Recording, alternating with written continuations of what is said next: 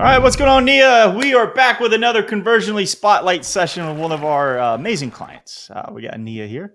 How's it going, Neha? Hey Justin, I'm good. How are you? Doing fantastic. Doing fantastic. All right, let's dive right into it. Let's talk about you and your business. I hear you got a recruiting, helping people start their own recruiting company. Is that right? Good way Something to put along those lines. it. Yes, so I have over 12 years of experience as a recruiter. And so my offer is I've been able to scale that business and I wanted to kind of teach and coach other inspiring aspiring entrepreneurs to start their own recruiting agencies.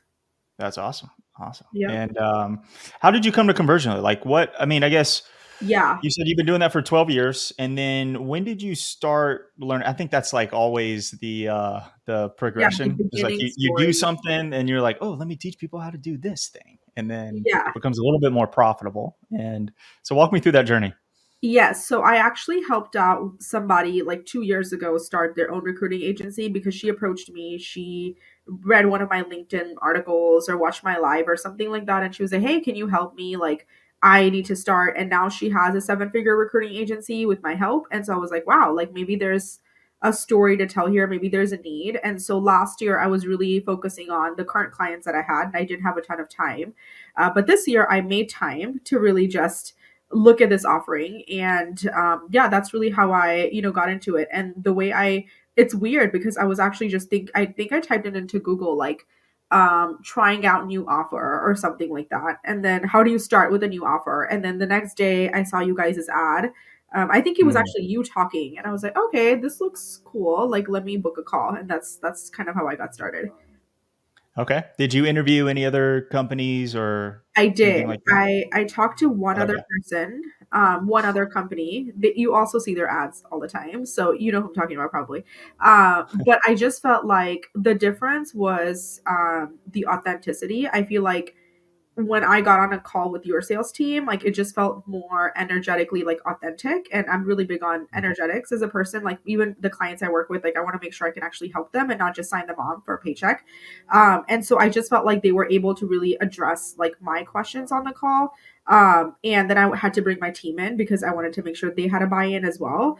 And they also addressed my team's calls, and I felt like it was just really nicely like put together in the sense of like, okay, this is what we're coming to you with. This is our problem. How can you solve this problem? And then everything just, kind of went from there. So that's why I went with you versus the other person. Our consultants do a good job, so They do. I can't take credit for that. So walk me through the decision to want to like pull the trigger on accelerating your business. So, Like did yeah. you try cold calling or emailing or like what did that organic process look like? So no, for this offer, I mean, I have a recruiting business, so I knew that I'm a good recruiter because I have a really good repeat client rate, and I'm good, I'm pretty decent at sales, so I can close people. This was a brand new offering, and we didn't have the bandwidth really to like have people cold calling. We didn't know where to start. We were like, how do we like find numbers of people who want to start their own recruiting agency? So we actually directly went into ads with this one, which I know is not how you're supposed to do it. Like you're supposed to see if there's like an organic need for it, but I do know a lot of companies that are doing what we're doing and they've been doing pretty well. And so I always think of like, competition as a good thing. Like if there's competition, that means there's a product market fit for what you're trying to put out. And so I was like, okay, let's just see if what we have, if we can do like a unique value proposition that differentiates us from the other people, and then just really run with the offer. And really, it was just like I take risks in business. I know that sometimes they pan out and sometimes they don't, but I think that's what makes you a good entrepreneur is someone who takes Yeah. risks and just kind of figures it out as they go. And that's what I did. Yeah, and I know you've seen, and you've only been working with us for a short amount of time, Right. So right? I think I was looking at the dates actually. I think our very first ad with you was August 25th. So it's been about Okay. 4 weeks. Yeah, and for the recording, it's September 27th right now. Okay. Yep. And what was your process? I guess what was the most like eye-opening thing just going through the whole, because one thing, like a lot of people will see this video and they're maybe thinking about working with us or have been on the fence for a little bit. Like what is it like when you get on the other side, if that makes sense? Yes. So, for me, like I just didn't know what to expect. And I remember having a call with Stefan, who is amazing. And Your media buyer. Yeah, and yeah, so the media buyer, and so when we got on a call with him, and I remember I asked him this specific question. I said, "Okay, Stefan, these ads are going live Sunday at midnight. It's a Thursday. I think we met with him on Thursday, and I said, what do I expect once the ads go live? Like, do I expect crickets? Is there like, because I'm such a numbers person, and I'm very objective, which is a good thing, but it also can be a bad thing. And I was like, I just need you to tell me. And he was like, well, it can be like, realistically, the first week, these are your numbers, right? And I was like, okay, cool. Like, got it. Makes sense. I'm down. But then when the ads actually launched, like, I think within the first, like, at first, my phone was, this was Sunday night. So I'm like getting ready and everything. Put my phone, because I always put my phone down like this when I go to sleep. So I don't see it. So I was Smart. like, okay, cool. So then Monday morning, when I wake up, I'm like 19 messages. What the heck happened? And because he had told us, I think he had said realistically, you can expect like, I think he said 7 to 10 in a week or something like that. And I was like, In a week.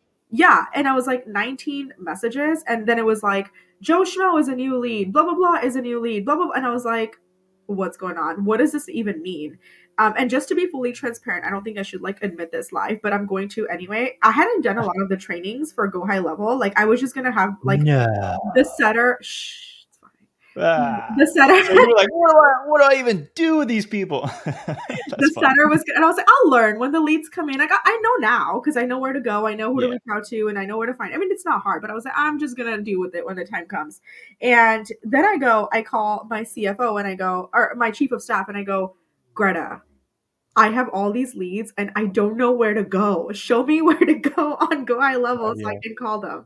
And yeah, and that's really how it happened. So it was just like, I think, I think what you guys do, you're really good about setting expectations and then like over delivering on them, which is what I prefer. I would rather you under promise Yeah. over deliver than vice versa. I think any one of us would.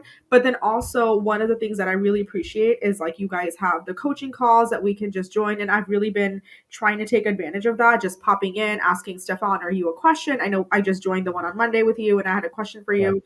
So, like the support that you guys offer, it feels like we've signed up with a partner and not just somebody that's like here to take our money. And I think that is, especially for a new offer that I was experimenting with, I think that means a lot to me personally, So that was something that I saw where I was like, Stefan, what do I do? Or we need to change our audience, or what do you think of this? And he like responds and then you respond. And that's something where I'm like, okay, they got this. They have my back. They know what I'm talking about. I'm not ignored. And I think that makes a world of difference for me.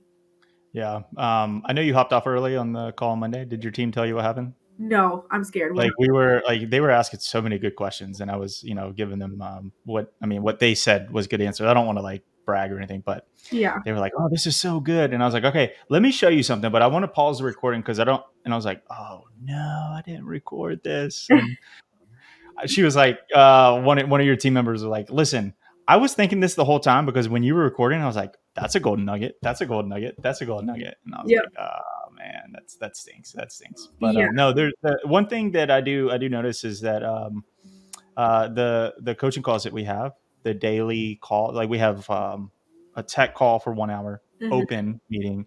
We have the media buyer calls 1 hour for open mhm. meeting, and then we have the expert calls. And so those are like for me, like I run like the sales and the marketing one, and like the on Friday I run like the high level like CEO executive decision making one.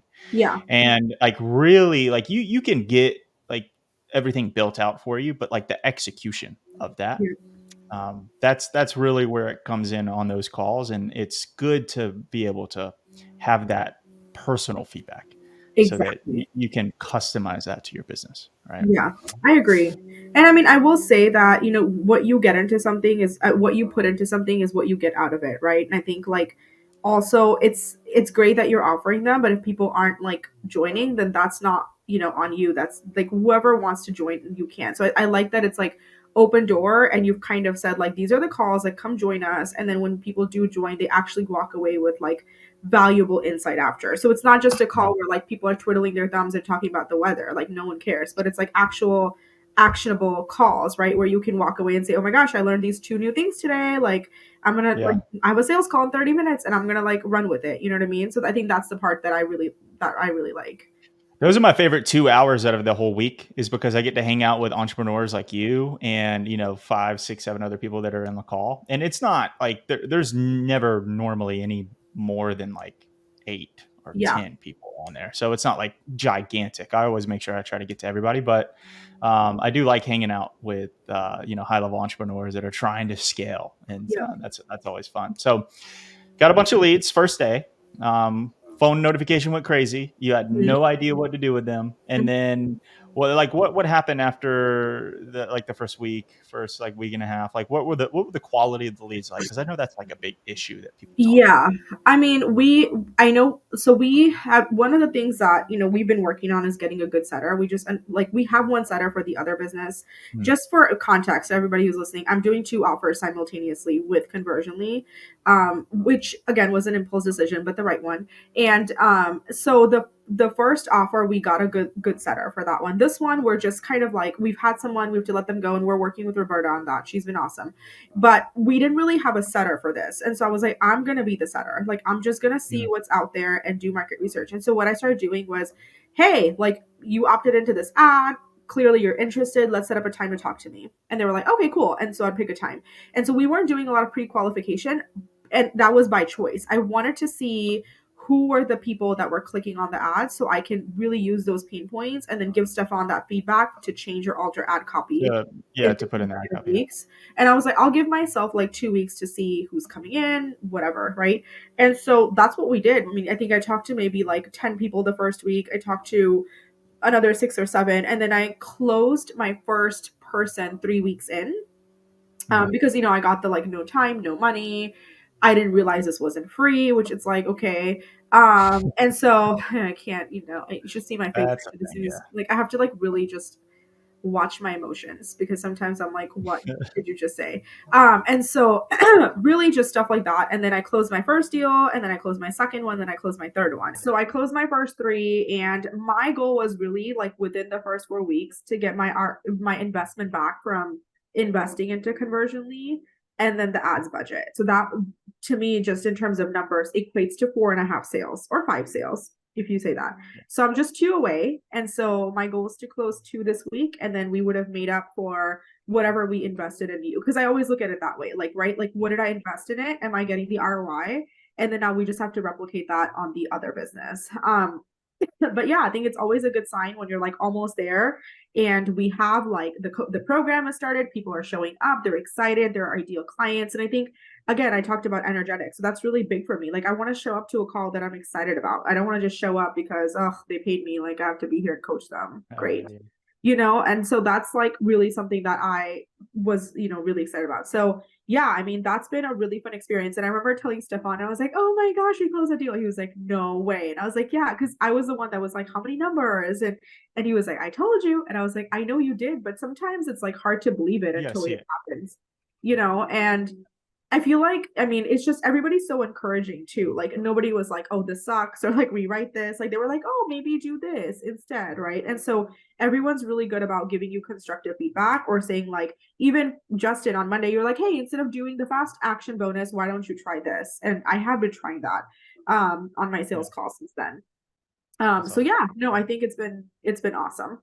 So you've been launched for 3 or 4 weeks, Yeah, about 4 weeks. I think this and week. one or two more sales, and then you break even. Now the cool part about that is like obviously you break even with the investment, but then now everything after that is pretty much just gravy. Exactly. And and you have a consistent way to bring in new people. Exactly. You put Yep. in $1 in ads and you get 3, 4. I don't know what your The return is. ROAS. Yeah. Yeah, yeah, yeah. That's a cool It's word I learned from one of your videos. The ROAS. ROAS. Yeah, Yeah. return on So ads. the return on And ad that's what spend. everybody's looking for. They're looking for a consistent way to bring in clients, right? To Yes. scale. Yeah. Exactly. Exactly. So I agree. And I told Stefan the same thing. I was like, I don't mind increasing my ad spend because now we know that we're getting the right. I mean, it's really about first the quantity, then you like, you know, make sure the quantity, oh sorry, first the quantity, then you make sure the quality is there, then you convert, so you look at the conversion from the quality to people that are closing, and then you scale, right? Because then you're like, okay, I know if I spend this much, then this is how many people I have to talk to, this is how many people I close from those, and then how do I triple that? Okay, well, now this is how much ad money you have to put in. So I told Stefan, like, as soon as I hit my Conversionly ROI goal, like, then we can add in an extra $1,000, because now we know one, I've gotten the money back, which is exciting. But then like, okay, like now let's scale it up because now we know that there's a product market fit, we're getting the right people, we're closing the right number. So just, like I said, I'm very mathematical. So that equation to me makes sense more than Yeah. just like, let's throw $10,000 at like something that may not work, you know? Yeah. What were a couple of like not roadblocks, but maybe things that were maybe tougher for you as you were going through the process and getting everything set up? Yeah, I would say just in terms of like feedback, I think when we signed on, just like I feel like initially the communication, I know you guys were also scaling though, so I get it. I feel like that was one of my roadblocks because I was like, no one's communicating, like I don't know what's going on. But During the then build process? You mean during the like build whenever we're process, building everything? Yeah. and then it like completely turned around. I think we got new people. We got like a new person right away, and then she was really good, and then it just kind of like it was like a momentum thing, right? And so I think just because again, like I just like to know, like if people just say, hey, this isn't gonna be done till June 15th, that's fine, just tell me. If you tell me, I'm not gonna bother you till June 16th or even 17th. Right. But if Yeah. you just Yeah.